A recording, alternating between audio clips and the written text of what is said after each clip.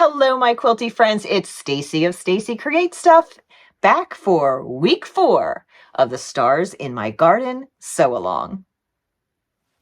This week's block is a variation of the very first block we did, which was the Sawtooth Star. So this is almost like that, except we have half square triangles in the corner. This week you will be making 8 of these star variations, and they will start the next layer coming out from the center of our quilt. If this is the first video that you are seeing as part of this sew along, have no fear. There is a playlist that I am linking in the description below, and I have a free quilt guide on my website that gives you all the instructions you need for your fabric requirements, your cutting instructions, and how to organize all those pieces to make this quilt. And if you love the fabrics that I used in the quilt, well, good news. There is a kit available from my favorite quilt shop, Vintage Pink and Green. Links to all those things are in the description below. So let's get started making this block. Let's take a look at block number 4. This is another star block. So we have our large center portion there. We have some rectangles, which are going to go with these white squares to make flying geese units.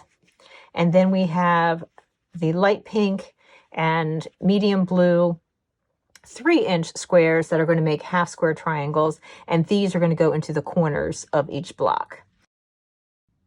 In our previous blocks, we have learned to make flying geese units, and we have also learned how to make half square triangles.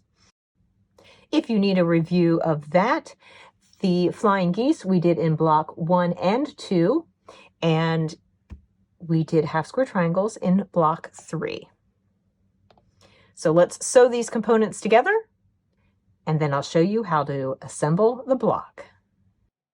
Here is the layout of the block once we have the flying geese and the half square triangle units sewn together. I'm going to sew 3 rows, the top, middle, and bottom row. Sew those units together to form a row, and then I will sew the rows together to finish the block. And again, we need 8 of these for our quilt. And there you have it, my friends, the finished block.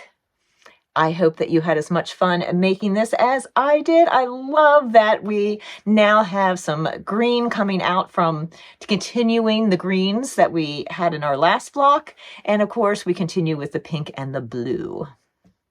If you want to be reminded each week that the new video has dropped, plus the written instructions for that particular block that appear on my website, just join my Stars in the Garden email list, link in the description below. And if you have made it this far, my friends, why not leave me a little snowflake emoji? Why? Because I'm kind of hoping to keep the snowflakes away. So the only snowflakes I get are in the comment section. That will make my heart happy.